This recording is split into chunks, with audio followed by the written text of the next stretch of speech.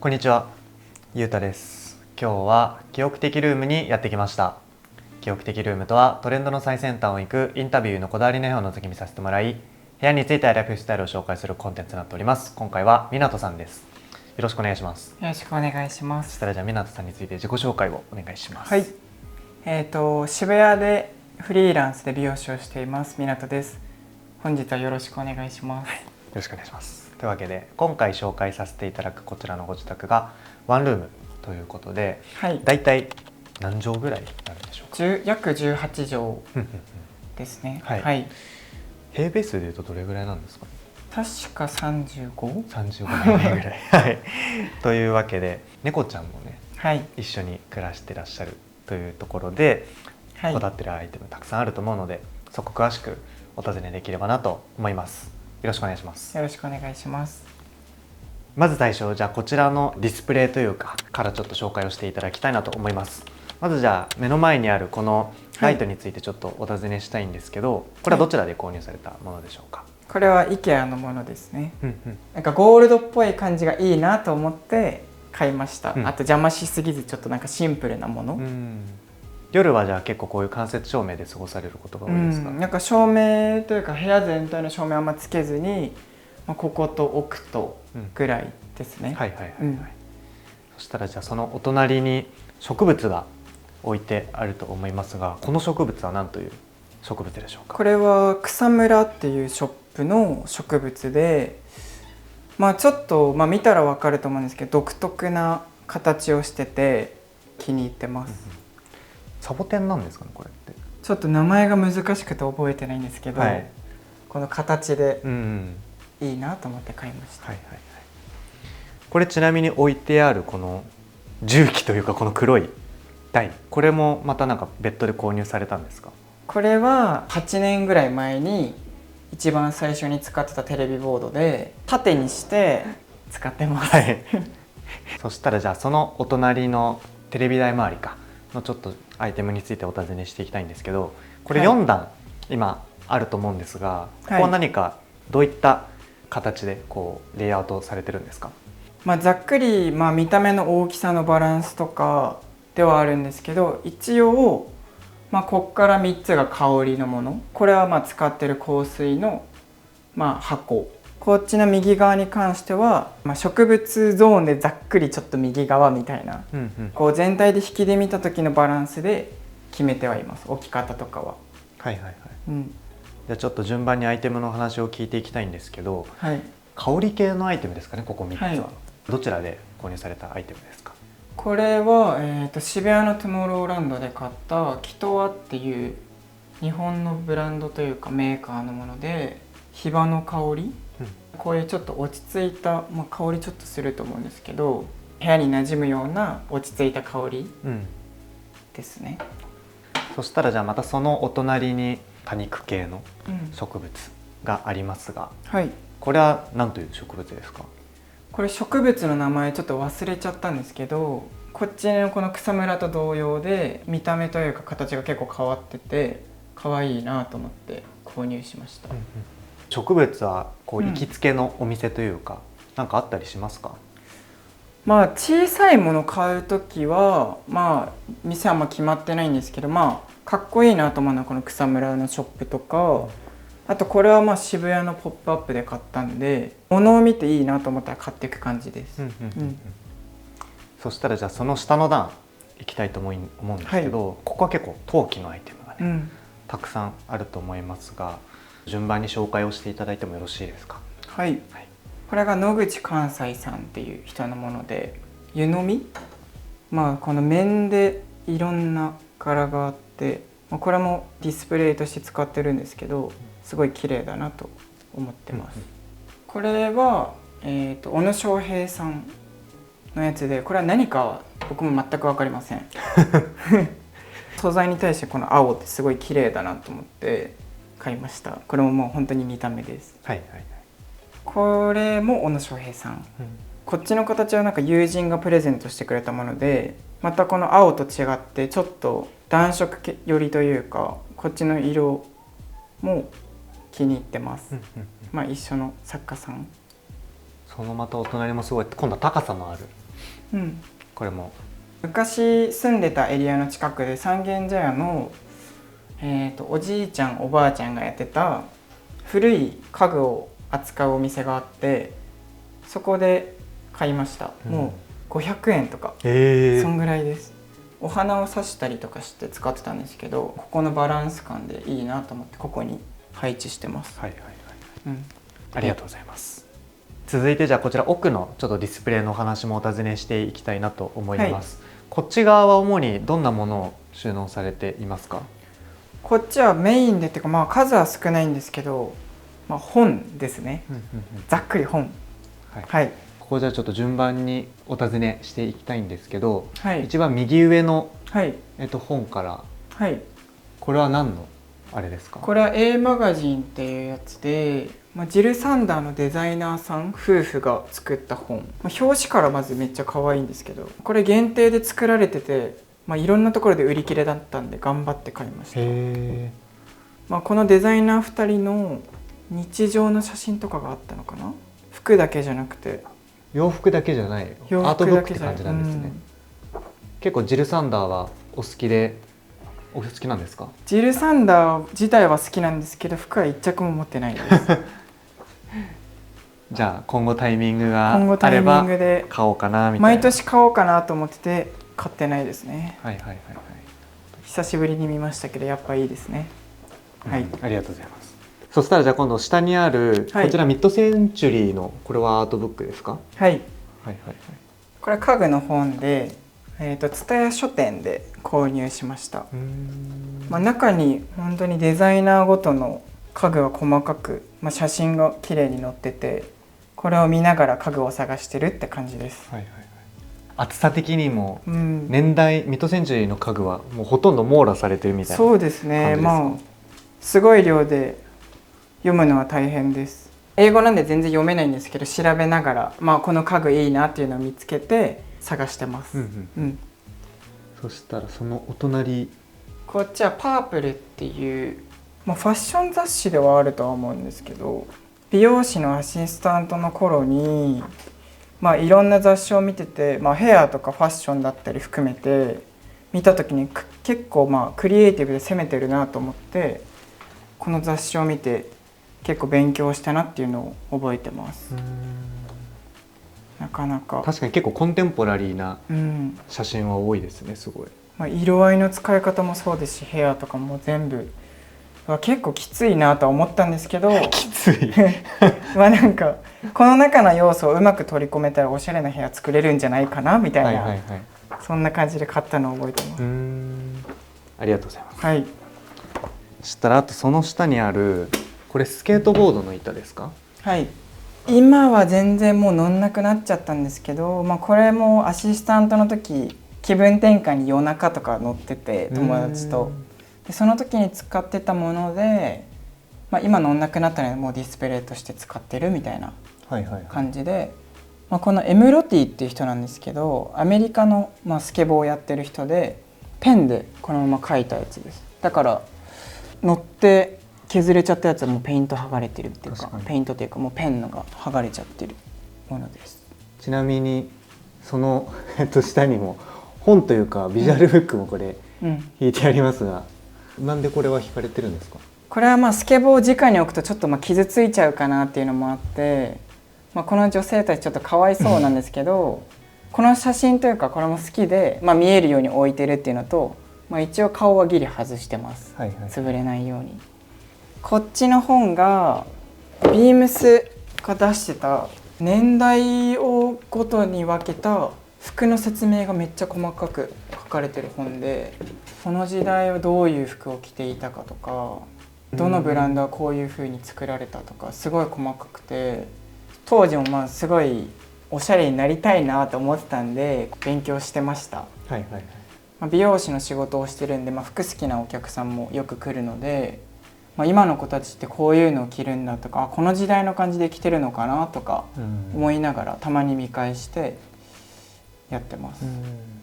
確かにこれトレンドがこう、時系列でこうやって分かるの結構面白いですね。なんか自分の生まれ年とかってこういうの流行ってたんだとか、まあ、分からないじゃないですか、あんまり。だからそういうのも見て勉強してます。ありがとうございます。はい、そしたら、はい、その奥ちょっと行こうかなと思うんですけど、はい、奥にまた大きなこの木の枝というか、流木って言っていいんですかね、なんかありますが、これはですね二子玉川の川で拾いました。はいはいはいはい、長くて綺麗な枝を持ってきて、配置はもうなんとなくですけど、綺麗に広がるようにとか、なんかデザインっぽくしました。これちなみに下のこの壺というか、どこで購入されたんですか？これは、先ほども紹介した三軒茶屋の、おじいちゃんとおばあちゃんがやってる古家具屋さんみたいなところで購入しました。この壺とこの下のやつは高さを出すために入れてみたらなんか変わったものっぽいなっていうので、ちょっと合わせて使ってみてます。全然取れます。これが一緒のものじゃないんで。そっか、これ別なんですね、鉢が。そうです。はいはいはいはい。ありがとうございます。続いてベッド周りを紹介していただきたいと思います。こちらはコンクリートのね、壁の方にポストカードです。がたくさんありますが、これは何のポストカードになりますか？これは今まで行ったいろんな場所でやってる展示ってあるじゃないですか、アーティストさんの。それでその中のポストカードを集めて、壁にくっつけたというか、ものです。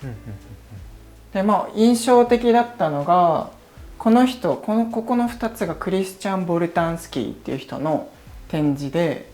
近くで見たら分かるんですけど、本当にこれの小サイズの展示があって圧倒的な空間だったのを覚えてます。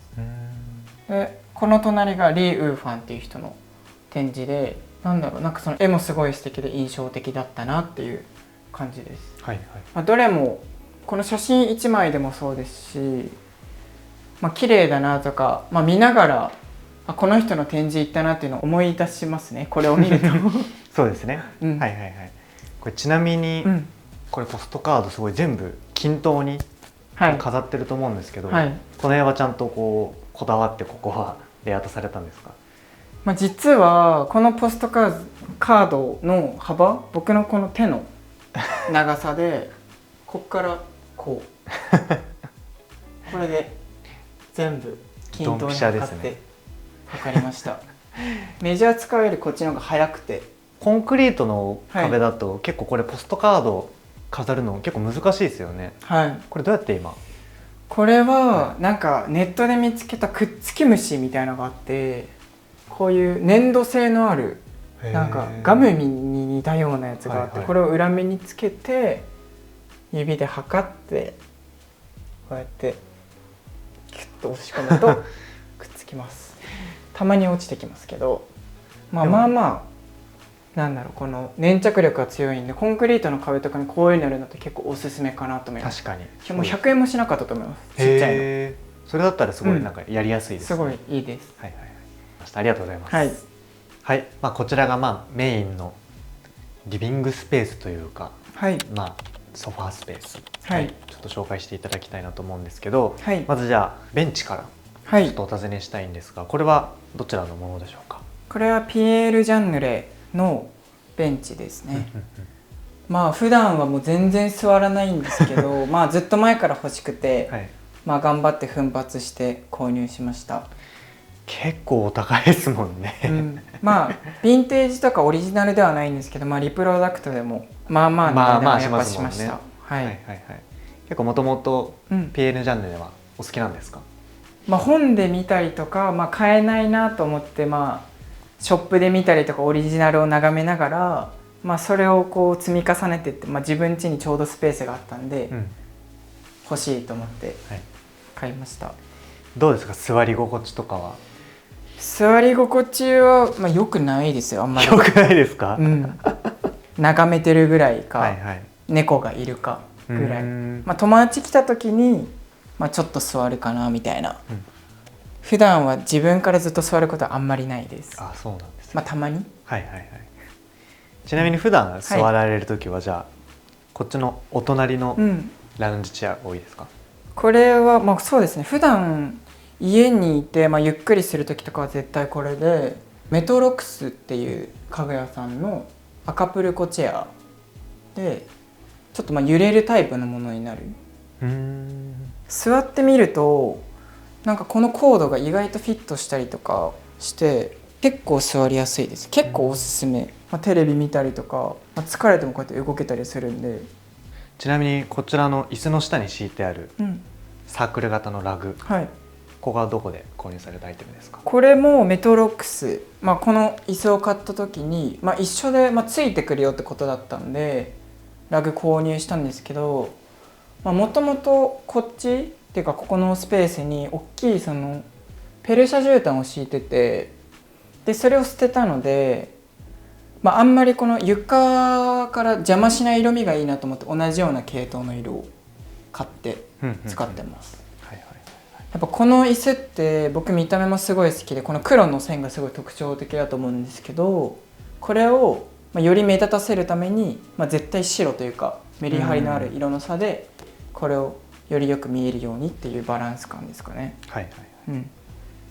あとはローテーブル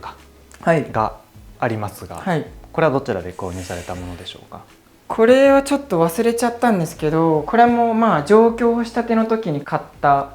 テーブルで、使っていくうちにちょっとこう、いい感じに汚くというかなってきたのと横の質感とこの椅子とキャビネットの質感が合ってるなっていうのと、あとここの面とこのベンチのこの網の感じが合ってますよね。それをちょっとざっくり合わせてるような感じです。あとはこちらの一番手前側にスツールがありますが、これはどちらで購入されたアイテムですか？これは表参道のシボネで購入したもので、これは、ピート・ヘイン・イークっていう人のスツールです。なんか廃材を元に作られたみたいで、一目惚れですね、完全に。特にここが好きです。ここなんか一見結構友達とかに小学校の時見たことある椅子だとか言われるんですけど、実は結構高いよみたいな。なるほどね、ありがとうございます。はい、続いてファッションについてのお話をちょっとお尋ねしていきたいなと思いますが、洋服は結構お好きですか？はい、仕事柄好きです。そうですね、そこはこだわらないといけないポイントだと思うんですけど、なんか洋服を着用される時のポイントというか、何かそういうものあったりしますか？基本的に僕上の服って結構シンプルなもの、これぐらい、こっち見たら分かると思うんですけど、暗い服がすごい多くて、黒だったりネイビー、グレー、ライトアウター系とかトップス系は、暗いものが多いんですけど、それに対してパンツで結構柄とか色で遊んで履いてます。珍しいものとかだと、最近着用入りましたけど、赤のボンテージパンツだったりとか、最近のお気に入りは MASU っていうブランドのパンツなんですけど、レザーでこういう風に切り抜かれてて、履くとよりディテールが出てすごいいいです。確かにディテールこう、パッと見分かんない感じがいいですね。そうですね、目立たない感じが。あとデニムでちょっと珍しかったマルジェラの紫のカットオフのパンツ、全然わかんないですけど結構珍しくないですか、この感じ。確かに。あとは、スケボーとかでさっき紹介したんですけど、スケートボードの人が描いた、これもペンで直で描いたディッキーズのパンツに絵で描かれたパンツです。なかなか攻めてますよね。すごいですね。これ普段結構履かれたりもするんですか？数年前まではよく履いてました。それこそなんか上暗いトップスでこのパンツで外すじゃないけど遊ぶぐらいの感覚で。今これはほぼ履いてないですね。欲しい方がいたらぜひ。ありがとうございます。続いてこちらのご自宅の大きな植物についてちょっと聞きたいんですが、まずこちらの右側の植物からちょっとお尋ねしたいんですけど、これはどちらで購入されたものでしょうか？これは南大沢のシーガーデンっていうところで購入しました。引っ越した時に、大きな植物が欲しいなと思って、友人がいてそこで教えてもらって買いました。これもすごい大きな植物ですが、どんなところがポイントで購入されたんですか？ここの、幹の部分っていうんですかね、ここが、なかなかちょっと毒々しいんですけど、あんまり優しすぎるのは欲しくないなと思って、見た目にインパクトあるようなものを購入しました。こちらは何という植物ですか？これはイリナかノリナどっちか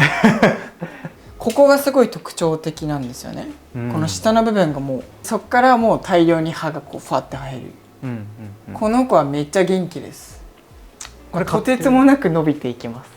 買ってどれぐらい経つんですか？1年半。最初の見た写真と比べると本当にもうなんか二回りぐらい大きくなってるかなみたいな感じです。これもあれ先ほど紹介された南大沢。そうです。南大沢の同じショップで買いました。大きいやつを。結構大きい植物はそこで購入されることが多いんですか？なんかそこの植物すごいこれぐらい大きいものが多く取り扱ってるんですけど、値段も安くいいものがすごい置いてあるのでよく買います。わかりました。ありがとうございます。はい、ということで湊さんの記憶的ルーム撮影させていただきました。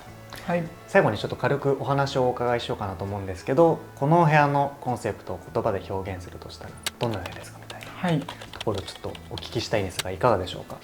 結構悩んだんですけど、カテゴリーっていうとミックスモダンっていう感じで、部屋の配置としては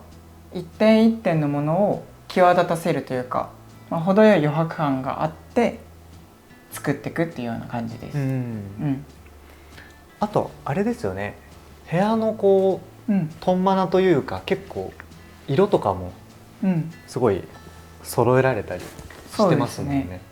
黒い線のもので揃えたりとか、こっちのベンチだったらこの茶色というかブラウンが入ってるんで、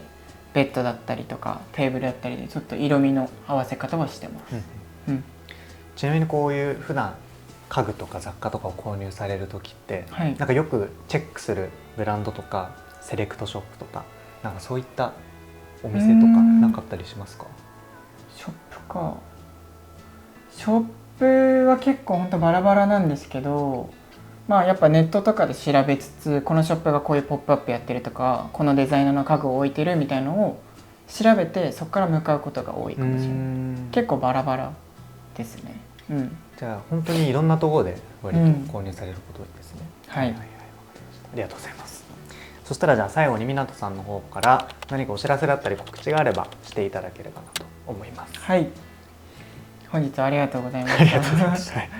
た。渋谷でフリーランスで美容師をしているので、気になった方はぜひ僕のところへ切りに来てください。ちなみに普段カットとかっていうのは、メンズもレディースもどちらもやられてるんですか？メンズもレディースも幅広くやっております。というわけでじゃあ気になる方はぜひ湊さんのインスタグラムチェックしていただければなと思います。出てるかな？多分上に出てるかもしれないですね。どっちかって言ったら上ですね。というわけで今回の記憶的ルームはこれで終わりたいと思います。ゲストは湊さんでした。ありがとうございました。ありがとうございました。さよなら。